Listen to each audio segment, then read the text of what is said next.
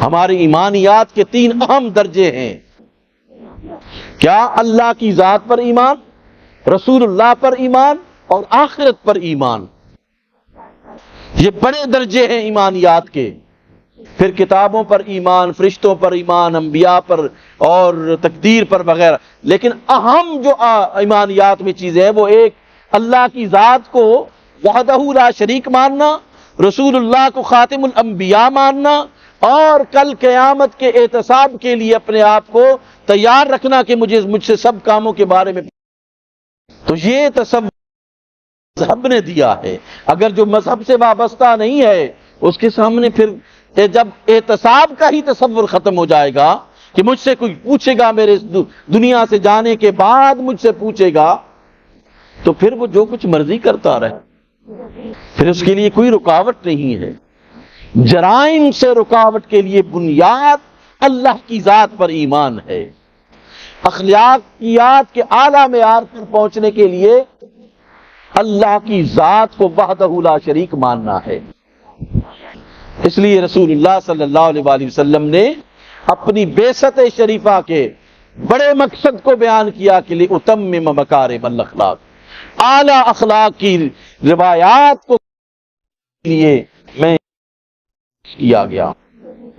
حضرت جابر بن عبداللہ انصاری رضی اللہ تعالیٰ عنہ نے فرمایا ان رسول اللہ صلی اللہ علیہ وآلہ وسلم قال، اللہ کے رسول صلی اللہ علیہ وآلہ وسلم نے فرمایا ان من احبکم الی واقربکم منی مجلسا یوم القیامت احسنکم اخلاقا.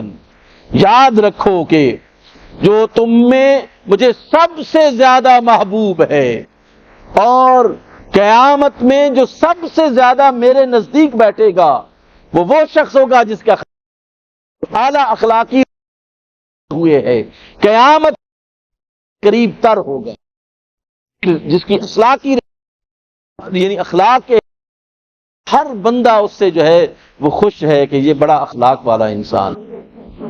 اسی طرح حضرت ابو درداء رضی اللہ تعالی عنہ روایت فرماتے ہیں عن النبی صلی اللہ علیہ وآلہ وسلم، رسول اللہ صلی اللہ علیہ وآلہ وسلم سے ما من شیء اثقل فی المیزان من حسن الخلق، کہ میزان میں، ترازو میں، قیامت کے ترازو میں سب سے بھاری چیز جو ہوگی وہ اخلاق ہوگی. آپ صلی اللہ علیہ وآلہ وسلم نے سب سے بھاری چیز اخلاق ہوں گے انسان. تو یہ مذہب کے بغیر نہیں ہے. مذہب بنیاد ہے اخلاقی روایات کی، اور اس کے بغیر انسان اعلیٰ اخلاقی روایات پر عمل نہیں کر سکتا.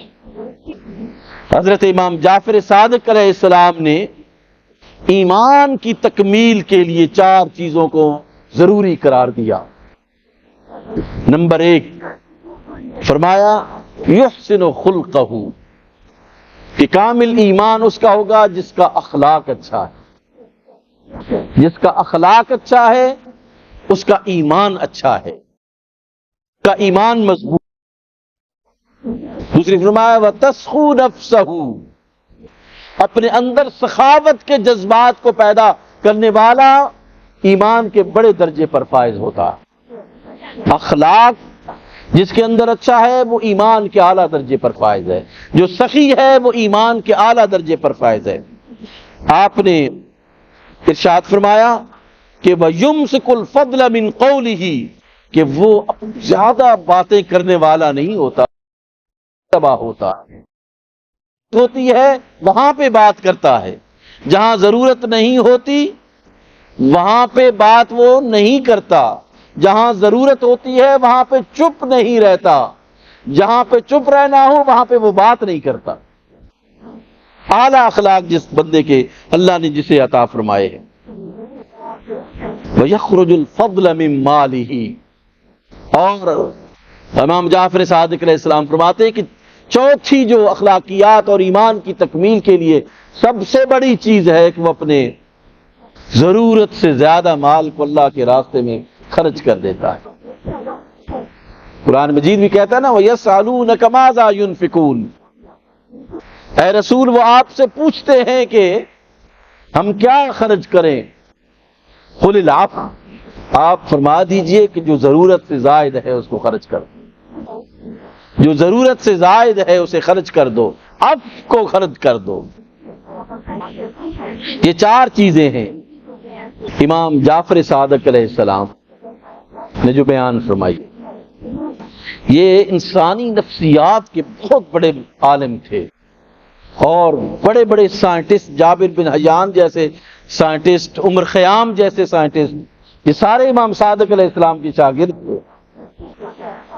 یہ وہ دور تھا کہ نہ شیعہ نہ سنی کا دور تھا، علم کا دور تھا، لوگ علم حاصل کرتے تھے، اہل بیت سے بھی علم، اہل بیت کے ائمہ سے بھی علم حاصل کرتے تھے، صحابہ کرام سے بھی علم حاصل کرتے تھے۔